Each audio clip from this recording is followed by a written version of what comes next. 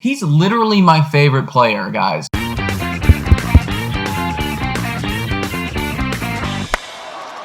Hello, everybody, and welcome to Blue Jays Today, where we always have something to say about the Blue Jays. I'm your host, Adam Peddle. And I'm your host, Nicholas Playalug, and today we're going to be talking about whether or not we should or not trade Gurriel.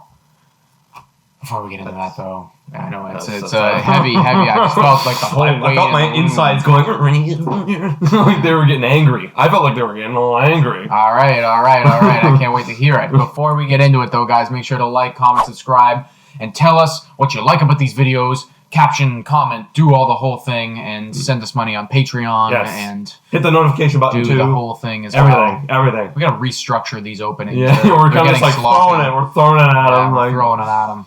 It's because I'm just too excited to get into what we have to say today, and that's talking about Gurriel. There's been a lot of talk about. There's been so much trade conversation right now. So many names being thrown out. Arenado, Lindor, like some of these other pitchers. We were talking about Charlie Morton for a little while. Like, I guess that's not a trade, but like Sonny Gray popped on the map today. There's so many opportunities for us to make trades. And a name that keeps popping up, keeps showing up everywhere is Lourdes Gurriel Jr. Like being that we're going to trade him for being that if we were to acquire a Lindor, if we were to acquire an Arenado, a guy who would most likely be involved in that deal would be a Lourdes Gurriel Jr. Yeah, and this is what sparked it, guys. It's like MLB Network literally was like, possible. They've been doing this for the last month. Possible trades. And it's like, and part of it was like Gurriel, Kirk, and one of our prospects for Lindor straight up. Yeah. And I was expecting a lot of our followers on Instagram to be like, no way, we shouldn't trade this guy. Because, I mean, we're going to get into why,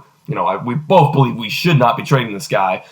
But they were actually more like, yeah, this would be great. We'd get Lindor.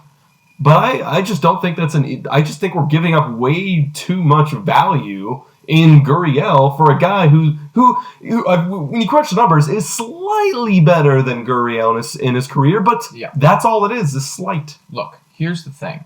Lindor is very, very, very good.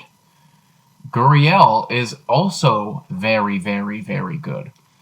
Let's take it out of the conversation about Lindor, though. Should we be open to moving Gurriel at all? In my opinion, the answer should always be yes.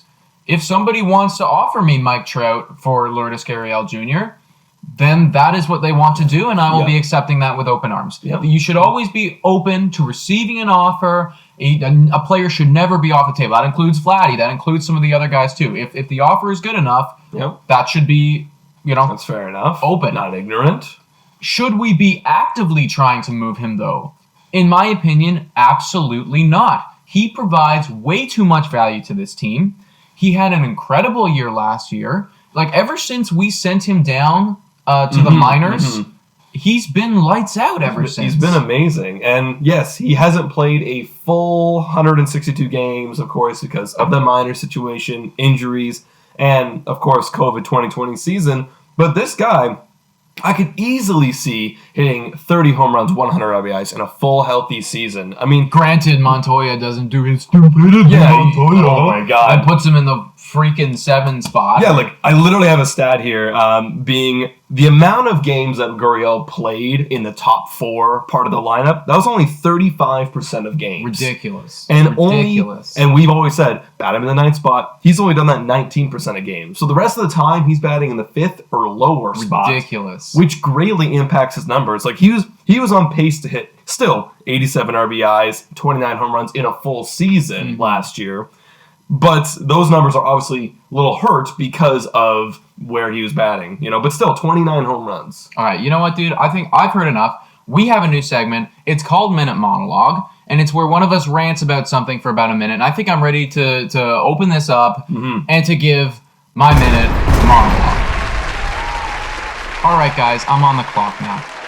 I've been getting so many messages of people saying, we need to trade Gurriel because his value is good, because he'd be a great trade piece, because his contract's amazing. And we'll get into his contract afterwards. But I just want to break down that thought process right now. That thinking of, okay, this guy has a lot of value. Let's trade him.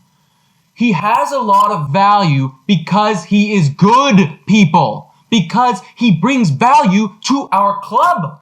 If we were like maybe selling, we had to rebuild or something like that, I could understand. We need to trade this guy away. Let's get some prospects or something like that. But that's not our situation. He batted over 300 last year. His contract is amazing, and he's going to do incredible for years to come. It's like saying Trout is so good, he'd have so much value, let's trade him. Acuna, so good, let's trade him because he'd be a great trade piece. It just doesn't make any sense. I like that music. All right, guys, you heard it there. I mean, I agree, man. Like, I just don't think you should be getting rid of that contract. Like, what's he good for? He's still good 2021, $3.9 million. 2022, $4.9 million. 2023, $5.8 million. And then in 2024, we have an option for an arbitration. Grichuk gets paid $10.3 million every year until the same period of time. And I mean, come on, who would you rather have? Who would I rather have? Yeah. Who would I rather have?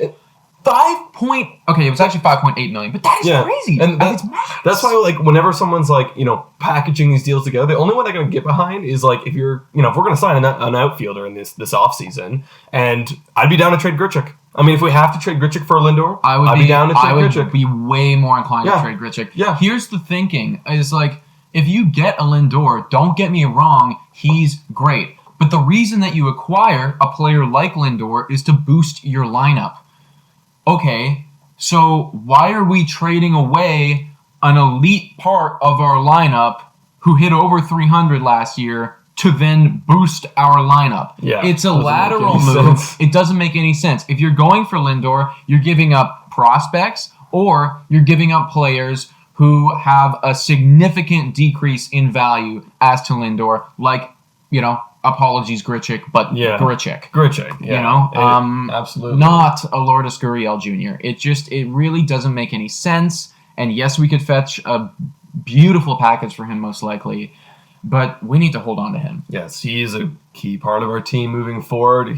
I should expect him to be a part of the team. If he's not, better be for Mike Trout. Yeah, and also just from a fan perspective, he's literally my favorite player, guys. He is right now my favorite Blue Jay. I love his approach. I love him in the dugout. He's always smiling. He's having a good time. His hair is awesome. And he's consistent. Something that can't be said for a lot of the Blue Jays right now is that Lourdes Gurriel is bloody consistent. And we need guys like that. We need guys like that. We need him. Keep him. Don't trade him, please. And he was literally up for a Gold Glove. Literally. Let's not forget. I think that's. I mean, what other arguments like you're gonna make other than we got to be getting a really good player? Yes, Francisco might be a good player, but not for a 1 year. Not for a 1 year.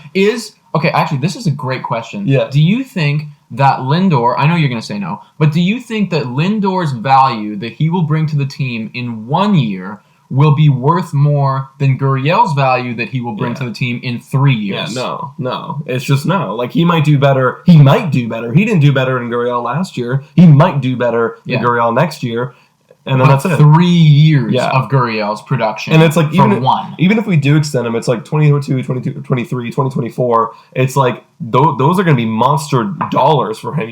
We're talking like $20 to $30 million. Oh, like high 20s. Yeah, high 20s. And possibly in the 30s. And it's like, this guy is super cheap for 4.9, 4.9 million. It's literally a steal. I actually feel kind of bad for you, Gurriel. Yeah, we hit big. We hit really big.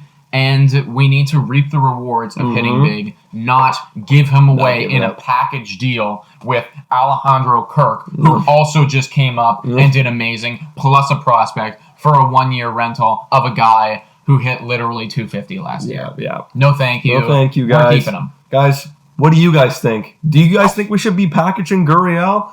We will disagree with you in the comments if you decide, so get ready for that. Yeah, realistically, it's Garrett Cole, it's Mike Trout, it's like, there is a very small list of players that I am ready to ship this man off for. But guys, make sure to check us out on Spotify, Breaker, Anchor, Radio Public, and Google Podcasts. I'm getting so good at it. Also, make sure to subscribe Comment down below, ring the notification bell. Instagram, always popping off. Patreon, you know the drill. $3 a month will say whatever you want. Even we will trade Gurriel Jr. I would say that for $3 a month. Yeah. Thank you guys so much for watching. And go Jays, go!